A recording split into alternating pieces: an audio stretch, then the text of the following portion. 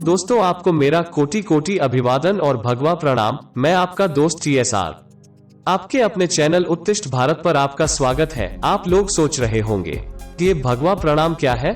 जैसे भीमटो ने अपने वीडियो में नीला सलाम शुरू किया है, वामपंथियों और लिब्रांडू गैंग लाल सलाम पर चलता है, ये भी वैसा ही होगा। लेकिन नहीं मेरे बंधुओं, ये भगवा प्रणाम प्रमाण है उन 33 कोटि देवी देवताओं को साक्षी मानकर आपके और आपके परिवार के कुशल क्षेम की कामना करता हूँ। आज बात करते हैं भीमराव के एक और सॉरी 2 कुकर्मों की। पहला है जो अभी फुल फ्लैश पर है। मित्रों, ये झूठ भीमराव का नहीं, उसके रखे गए अंडों से निकले सपोलों का है, लेकिन खेल भीमराव के नाम पर ही हो रहा है। पहले बात करते हैं मूल निवासी के फर्जी प्रोपेगेंडा की। वीडियो पर बने रहिएगा। भीमराव का दूसरा कांड इससे भी ज्यादा खतरनाक है, जिसको 99% दलित सही मान बैठे हैं। आप लोग के स्नेह से उत्तिष्ठ भारत चैनल धीरे धीरे नीले पोपट मतलब भीमटो की आंख में कर कराने लगा है, जिसका एहसास मुझे वीडियो के कमेंट में नजर आ जाता है। मित्रों, आज बात करते हैं। वैसे मैं इनकी बात कभी संजीदगी से नहीं लेता, क्योंकि उसका कारण है इनका थोथा ज्ञान। क्योंकि जैसा ज्ञान होगा वैसा ही तर्क निकलेंगे दिमाग से, और आपको दुल्हे राजा पिक्चर का वो फेमस डायलॉग याद ही होगा, नंगा नहाएगा क्या और निचोएगा क्या। मैंने आपसे एक वीडियो में कहा था कि सत्य खोजने के लिए कहीं जाना नहीं पड़ता।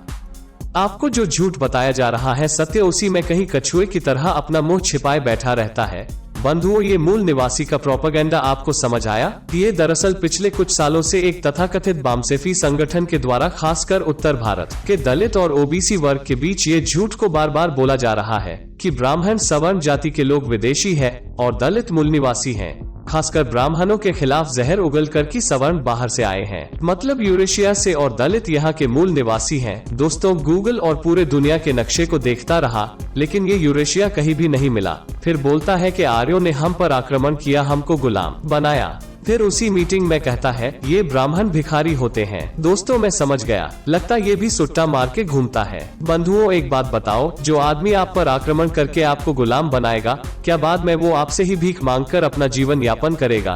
तभी समझ गया था कि ये भी लालबू झक्कड़ का साधु भाई है। ये एक धर्म के लोगों के बीच आपस में एक द्वेष पैदा करने का मात्र प्रोपेगेंडा है। सनातन संस्कृति को बर्बाद करने में आजादी के बाद वामपंथी इतिहासकारों ने भी कोई कसर नहीं छोड़ी। दोस्तों, कोई बड़ा वामपंथी बुद्धिजीवी ऐसी बात जनता के सामने कभी नहीं करता। ये वामन मेश्राम जैसे 2 कौड़ी के लोगों को अपना जरिया बनाकर जनता तक अपनी बात पहुँचाते हैं। नेताओं के साथ प्रोटोकॉल और नेतागिरी खत्म होने का डर होता है, लेकिन इन मेश्राम जैसे खजूरों पर कोई प्रोटोकॉल काम नहीं करता। भीमटो के अनुसार ब्राह्मण बाहर से आए हैं। कहां से आए मालूम नहीं, कब आए ये मालूम नहीं, कैसे आए मालूम नहीं, किससे लड़कर मूल निवासियों को गुलाम बनाया ये भी मालूम नहीं। बस अपने को शोषित और वंचित बताना है। वास्तव में जो धर्म बाहर से आए हैं उन पर ये कुछ भी नहीं बोलते।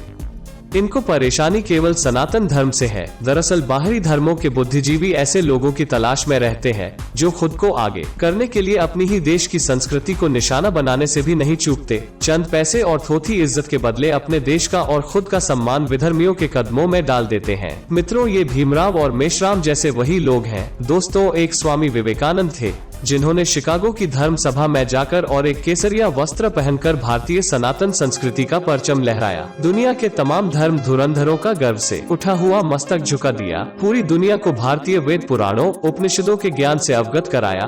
और इसके विपरीत भीमराव जैसे लोगों ने भारतीय वेदों के कुतर्क देकर डॉक्टर की उपाधि ली।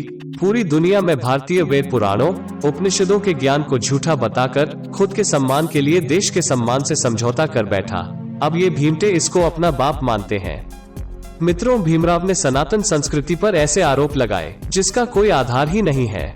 सिर्फ अपने को सवर्ण समाज से ऊपर दिखाने के लिए ये षड्यंत्र और फ्री का हल्ला मचाए हुए है। ना जाने कहां से कोई एक DNA रिपोर्ट मिल गई है, जिसे आधार मानकर CR टाइप का हुआ करना शुरू कर दिया है। 135 करोड़ के जनसंख्या को एक DNA रिपोर्ट के बल पर एक ऐसी संस्कृति को चैलेंज कर रहे हैं जिसका ना तो खुद को आदि मालूम है और ना ही अंत। जबकि भीमराव ने अपनी एक किताब शूद्र कौन है के पेज नंबर 38 में लिखा है कि ब्राह्मण, क्षत्रिय, वैश्य और शूद्र जो वो खुद को समझता था, ये सब आर्य है और सब की पैदाइश यही की है। लेकिन अब ये 22वीं सदी के अम्बेडकर वादी अपने को भीमराव से 20 कदम आगे निकल गए। दोस्तों, दरअसल गुड़ का बाप कोल्हू ये भीमराव ही था जिसने दलित और अछूत को शूद्र की संज्ञा दी। अगर आप भी यही सोचते हैं तो आई बटन पर क्लिक करिए। आपको भीमराव की कुटिल राजनीति समझ आ जाएगी। और हाँ, वीडियो पर बने रहिए, अभी आपको भीमराव की एक और मक्कारी का नमूना दिखाता हूँ। इस देश में कोई बाहर से नहीं आया, सब यहीं के हैं। सिर्फ धर्म बाहर से आए हैं, एक मुस्लिम और ईसाई। लेकिन इन लंपट मूर्खों को कोई बात समझ आती कहाँ है। इनके इसी कुंद दिमाग का भीमराव जैसे लोगों ने अपने खुद के आगे बढ़ने में इस्तेमाल किया।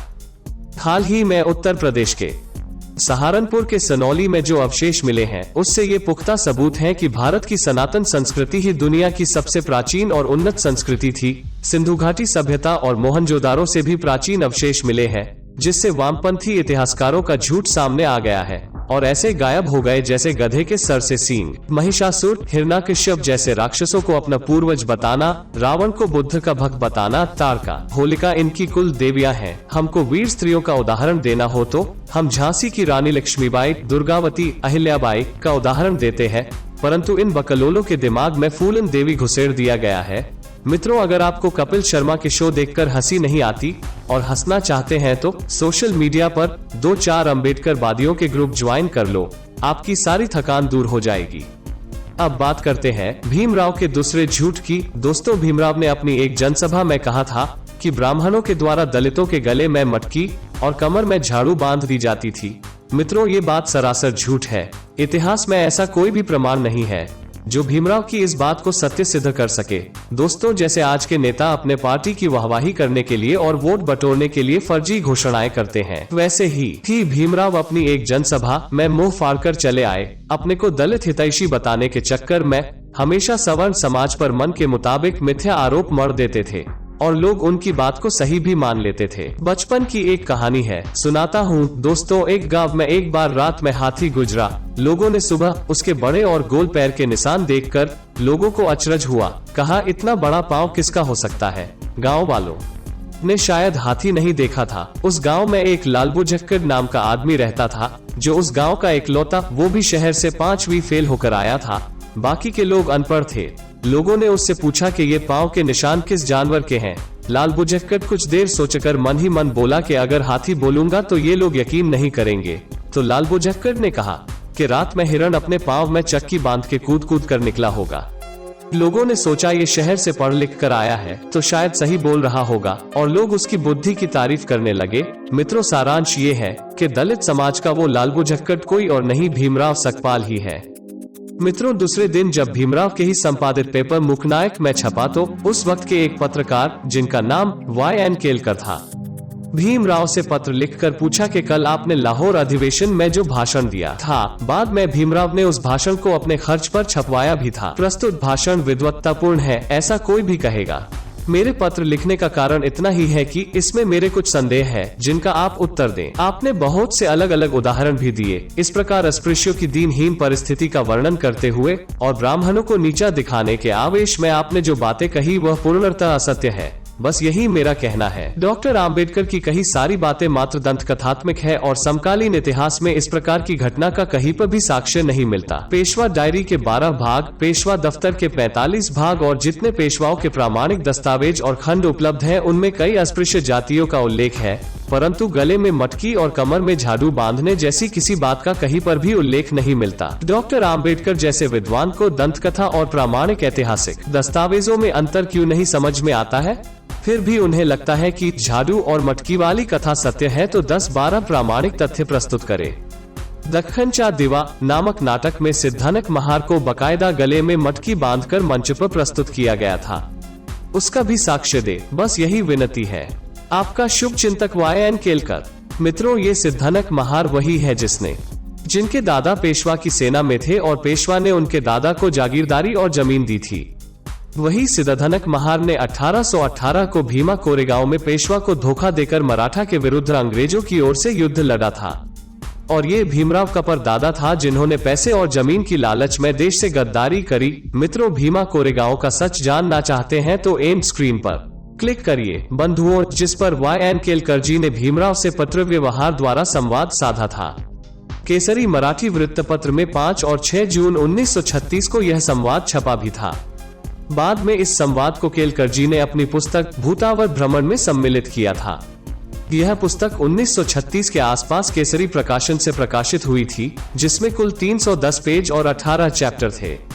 मित्रों, वर्तमान समय में यह पुस्तक डायमंड प्रकाशन से प्रकाशित हुई है, जिसमें कुल 195 पेज है और 17 चैप्टर है और डायमंड प्रकाशन द्वारा प्रकाशित पुस्तक से मूल पुस्तक में छपे 18 चैप्टर में से एक चैप्टर आम्बेडकर महार व मटकी हटा दिया गया है, जिसमें केलकरजी ने भीमराव से पत्र व्यवहार द्वारा संवाद साधा था। दोस्तों, जानकारी पसंद आए हो तो उठाओ मोबाइल, लिंक को शेयर करिए, एक लाइक और चैनल को सब्सक्राइब करिए। तुरंत अगले वीडियो में भीमराव के जीवन से जुड़ी 10 ऐसी घटनाओं का विवरण है जिसमें केवल झूठ प्रचारित किया गया है। हर हर महादेव, गर्व से कहिए हम सनातन धर्म के रक्षक हैं। जय श्री राम।